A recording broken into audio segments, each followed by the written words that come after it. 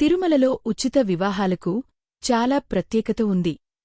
తిరుమల పాపవినాశనం రోడ్డులోని కళ్యాణ వేదిక వద్ద ఉచితంగా వివాహాలు నిర్వహిస్తున్న విషయం విదితమే. ఇందులో భాగంగా దేవస్థానం, పురోహితుడు మంగళవాయిద్యంతో పాటు పెళ్లి సమయంలో పసుపు, కుంకుమ, కంకణంను ఉచితంగా అందిస్తుంది. వివాహానికి కావాల్సిన ఇతర సామాగ్రిని మాత్రం వధూవరులే తీసుకురావాల్సి ఉంటుంది. వివాహానికి వధూవరుల తల్లిదండ్రులు తప్పనిసరిగా హాజరు కావాల్సి ఉంటుంది. పెళ్లికి రాలేని పక్షంలో అందుకు సంబంధించిన పత్రాలను సమర్పించాలి.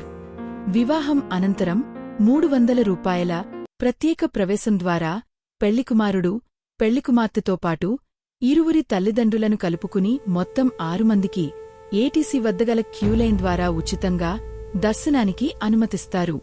దర్శనానంతరం మ్యారేజ్ రిసిప్ట్ నందు ఎంతమంది ఉంటే అంతమందికి ఉచితంగా లడ్డులను లడ్డూ కౌంటర్ వద్ద పొందవచ్చు.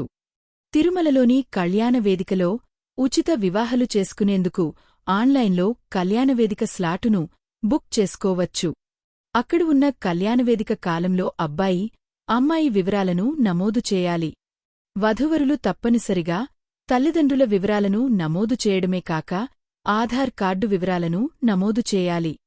వయస్సు ధృవీకరణ కోసం బర్త్ సర్టిఫికేట్ లేదా 10వ తరగతి మార్కుల లిస్టు, ట్రాన్స్ఫర్ సర్టిఫికేట్ లేదా పంచాయతీ కార్యదర్శి, మున్సిపల్ అధికారులు ధృవీకరించిన బర్త్ సర్టిఫికేట్ నెంబర్ నమోదు చేయాల్సి ఉంటుంది.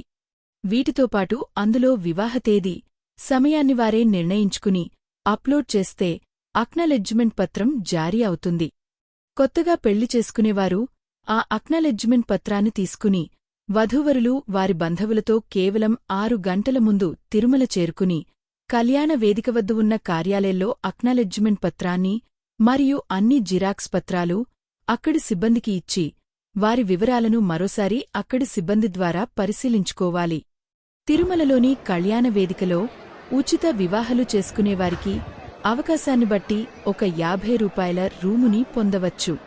ఆన్లైన్లో బుక్ చేసుకునే జంటలు తిరుమలలో ఉచితంగా వివాహం చేసుకునుటకు తప్పనిసరిగా హిందూ మతస్థులే ఉండాలి. వధువుకు 18 సంవత్సరాలు, వరునికి 21 సంవత్సరాలు నిండి ఉండాలి. ద్వితీయ వివాహములు మరియు ప్రేమ వివాహములు ఇక్కడ జరుపబడవు. తిరుమలలో వివాహం చేసుకున్న నూతన వధూవరులు తమ వివాహాన్ని రిజిస్ట్రేషన్ చేసుకునుటకు ఆంధ్రప్రదేశ్ ప్రభుత్వం హిందూ వివాహ సబ్ రిజిస్ట్రారు వారి కార్యాలయాన్ని కళ్యాణ వేదిక వద్ద ఏర్పాటు చేసింది. ఇందుకోసం నూతన వధూవరులు తమ వయస్సు ధృవపత్రములు, నివాస ధృవపత్రము, వివాహము ఫోటో, పెండ్లి పత్రిక, కళ్యాణ మండపము రసీదు పత్రాలను, వీటితో పాటు అవివాహితులుగా ఉన్నట్లు స్థానిక ఎంఆర్ఓ నుండి ధృవీకరణ పత్రాలను కళ్యాణ వేదిక వద్ద అధికారులకు సమర్పించాలి.